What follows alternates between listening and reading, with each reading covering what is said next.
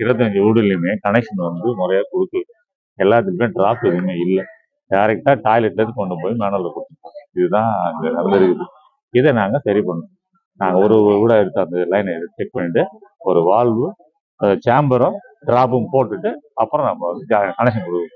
இதுதான் நாங்கள் அரசாங்கத்துடைய இஷ்யூ வந்து இவங்க தான் பண்ணியிருக்கிறாங்க. இது வந்து ஃபர்ஸ்ட் பிரச்சனைங்க வந்ததால இதை முதல்ல முடிச்சுட்டு எல்லா 6 கிராஸ்லையும் பார்க்குறோம்.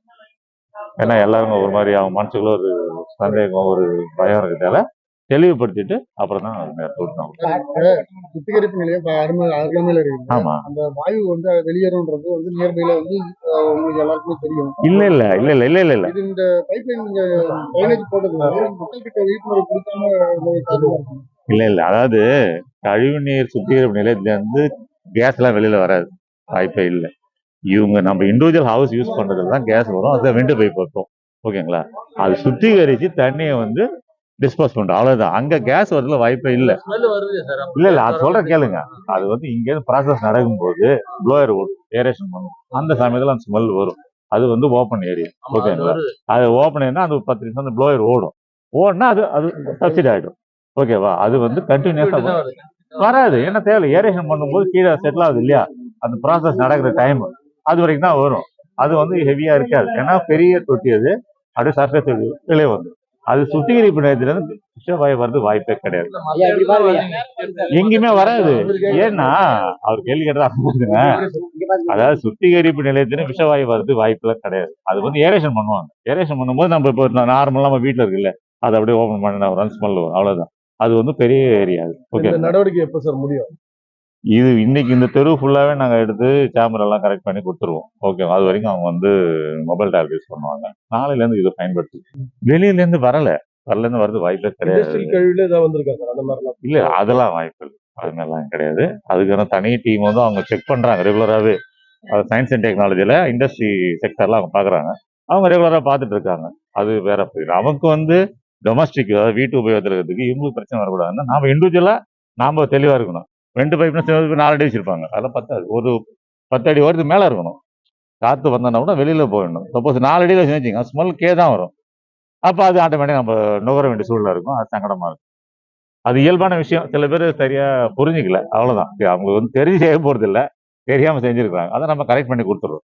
சப்போஸ் வெண்டு பைப்பு கம்மியா இருந்தாலும் அந்த வெண்டு பைப்பும் அந்த மீட்டோட கைப்பிடி இருக்குல்ல, அதை தாண்டி வச்சுட்டாங்க, அது வந்து யாருக்கும் பாதிப்பு வராது. அதான் பண்ண. என் பேர வைத்தியநாதன், உதவி பொறியாளர்.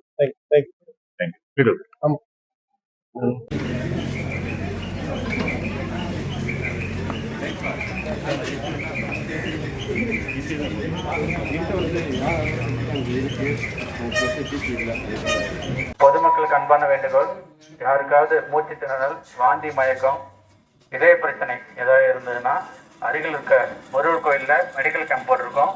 அங்க வந்து உங்க ஹெல்த் செக் பண்ணிக்கங்க.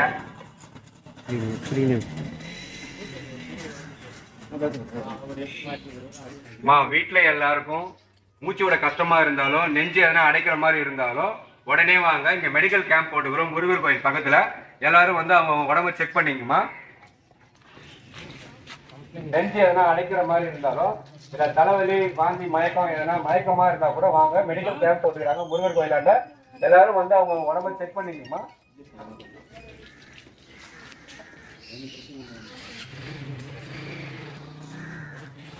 வீட்டுல யாருக்காவது மூச்சோட கஷ்டமா இருந்தாலும் நெஞ்சு எதனா அடைக்கிற மாதிரி இருந்தாலும் இல்ல ஆஸ்துமா ப்ராப்ளம் எதனா யாருன்னா இருக்குன்னா மெடிக்கல் கேம்ப் வச்சுருக்காங்க.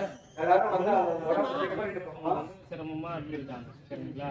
அதனால உங்களுக்கு வேற ஏதாவது சரி சார், நைட் 50 பேர் கத்துறாங்க சார், என்ன பண்ணீங்க?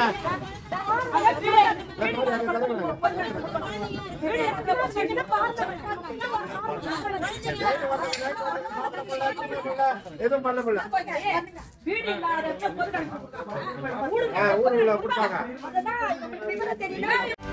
செய்திகளை உடனுக்குடனும் துல்லியமாகவும் தெரிந்து கொள்ள சப்ஸ்கிரைப் பண்ணுங்க.